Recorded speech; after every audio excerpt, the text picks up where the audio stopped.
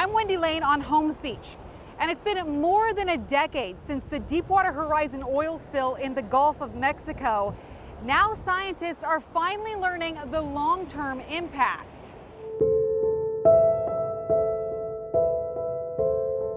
The Gulf of Mexico.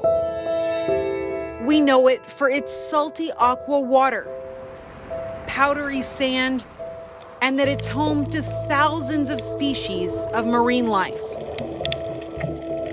But beneath the surface, there's still so much we don't know. And scientists are finally learning how oil from more than a decade ago continues to impact it. On April 20th, 2010, a BP oil rig called Deepwater Horizon exploded 50 miles off the coast of Louisiana. We continue the search and rescue case. The 11 people are unaccounted for. 11 people were killed, and the explosion triggered the biggest marine oil spill in global history. All hell broke loose. There was so much unknown because there had never been a deep water blowout like that, a mile deep. Oil gushed from the leak for 87 days before it was finally capped.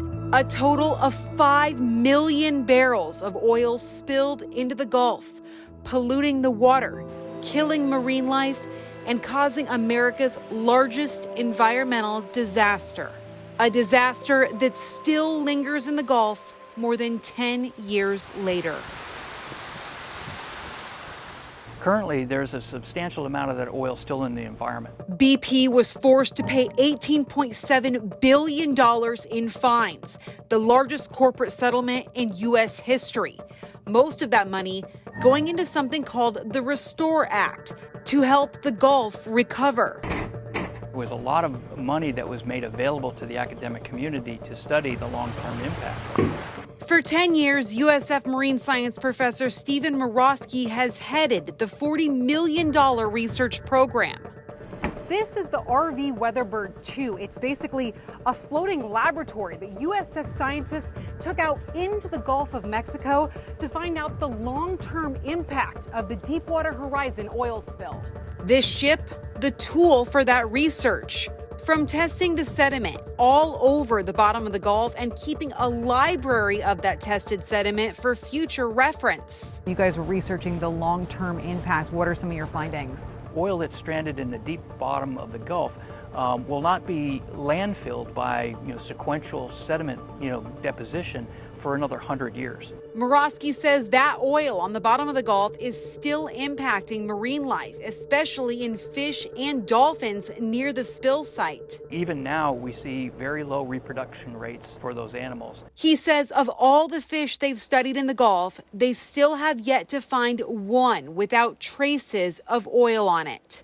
Correct me if I'm wrong, that every single fish you guys pulled out had some kind of traces. Correct. We analyzed over 2,000 fishes for their contamination with the most toxic components of oil, which are called PAHs.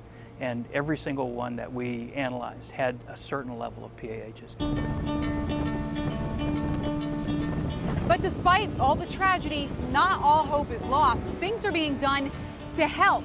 Money from the Restore Act is now making its way to coastal communities to help restore the Gulf. This project is really exactly what the Restore money was intended for. I rode out with Keith Colasso with the Hernando County Marine and Waterways Division, who is on a mission to help the Gulf. Right off my bow, like 50 feet, you'll be good. And out here 20 miles off the coast of Hernando County, that Restore Act money is helping projects like this, these artificial reefs that are being dropped into the water to create habitat for marine life.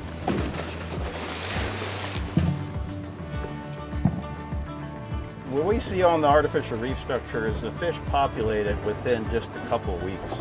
And there's up to 30, 35 species of fish out here in the artificial reefs. Things like gag grouper, red grouper, Spanish mackerel, flounder.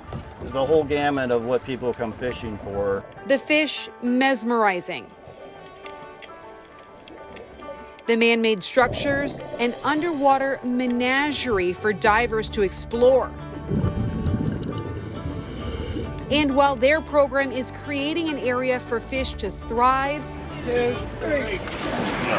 An aquarium is using the money to help animals survive. The Deepwater Horizon oil spill impacted a lot of marine life. Abby Stone heads the Stranded program at Clearwater Marine Aquarium. Essentially, we were awarded funds that helped to enhance our program. Money from the Restore Act is used to help animals who are stranded on the beach, like when this pod of 5 pilot whales were stranded on Reddington Beach in 2019. And it's helped rescue dolphins like Rudy. Hi, Rudy. A resident rough-toothed dolphin who was found stranded on the beach, deaf and not able to return to the wild. A wild that is alive and vulnerable. Given the importance of the ocean to us in Florida and people in the United States, we need to make more investments in our understanding of how ecosystems work. Scientists say the silver lining is now they know more about oil spills than ever before. But what they know even more is that continuing to protect our precious Gulf is something we can't afford not to do. The interesting thing about oil spills in general is given enough time, the ecosystem will recover. It's just that we now know that the recovery times range from, a few months to decades, maybe even centuries. Wendy Lane, ABC Action News.